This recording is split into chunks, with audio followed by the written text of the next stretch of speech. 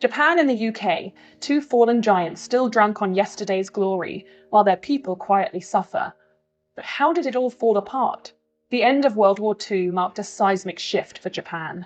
The nation, once an imperial power with vast territories, was suddenly forced to relinquish its empire, practically overnight. This abrupt loss of land, resources, and political influence left Japan reeling, facing immense economic and social challenges. The transition was far from smooth, with widespread poverty and a desperate need for reconstruction. The old order was gone, and a new path had to be forged from the ashes of the war. The speed and scale of this transformation were unprecedented, leaving a lasting impact on the Japanese psyche and its future trajectory. The nation had to redefine itself, shifting from military expansion to economic recovery and a new role on the global stage. Britain's decline, in contrast, was a more gradual process, a slow burn rather than a sudden collapse. The dismantling of its empire through decolonization was a protracted affair, spanning decades and involving complex negotiations and conflicts. The loss of colonies meant a loss of resources, markets, and global power. This was followed by a period of economic restructuring, as Britain struggled to adapt to a changing world order. The rise of new economic powers and the decline of traditional industries further exacerbated the situation. And then came Brexit, a culmination of various factors, including economic anxieties, national identity, and political disillusionment. Brexit represented a significant turning point, further isolating Britain from its European neighbours and creating new economic uncertainties.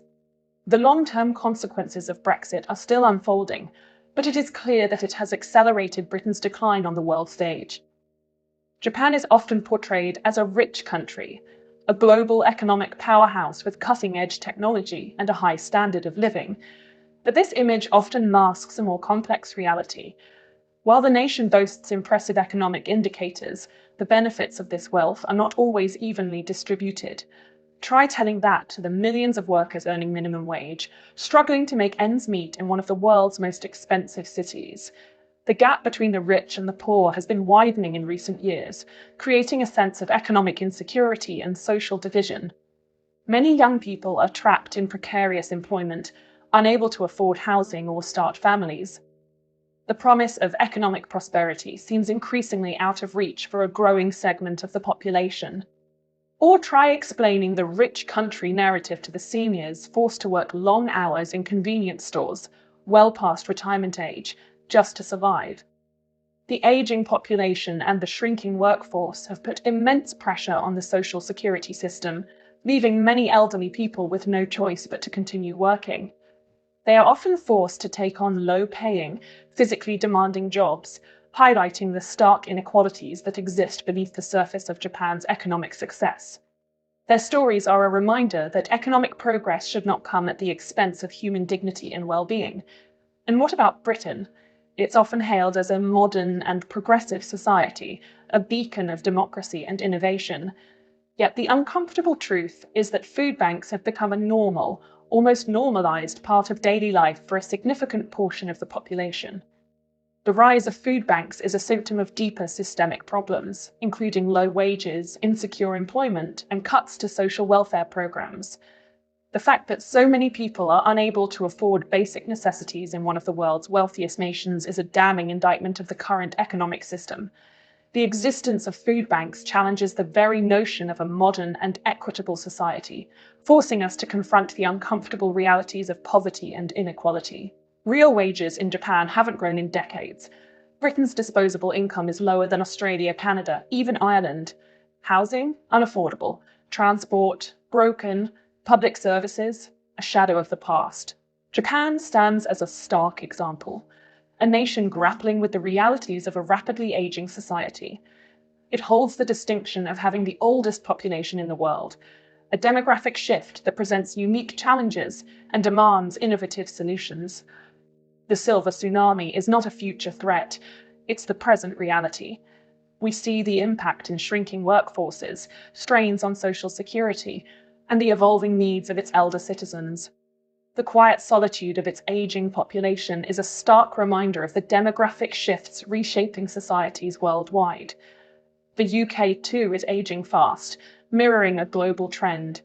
The pressures on its healthcare system are mounting, evidenced by the staggering statistic of 7 million people languishing on NHS waitlists. This isn't just a number. It represents individuals, families, and communities struggling to access timely medical care. The aging population exacerbates these existing issues, placing further strain on resources and infrastructure. The long wait times are a symptom of a deeper problem, a system struggling to adapt to the changing needs of its population. The corridors of the NHS are a stark reminder of the challenges ahead. Turn on the TV in Tokyo or London, and amidst the entertainment and distractions, you'll invariably hear the echoes of national pride. We're still a great nation. It's a sentiment often repeated, a comforting narrative in the face of complex realities. But is this unwavering belief in national greatness a genuine reflection of the present, or a carefully constructed illusion? Are these pronouncements of greatness a way to mask the anxieties and uncertainties that come with an aging population and a changing world? The bright lights and catchy tunes serve as a backdrop to a more complex and nuanced reality. Our culture is the best. The world envies us. This assertion of cultural superiority, often delivered with unwavering conviction, is a common refrain. It's a sentiment rooted in history and tradition, but does it hold up under scrutiny in the modern era? Is this belief in cultural dominance a source of strength, or a form of delusion that prevents us from confronting our challenges? The echoes of past glories can be comforting, but they can also blind us to the realities of the present. The world is changing, and clinging to outdated notions of superiority may ultimately hinder our ability to adapt and thrive.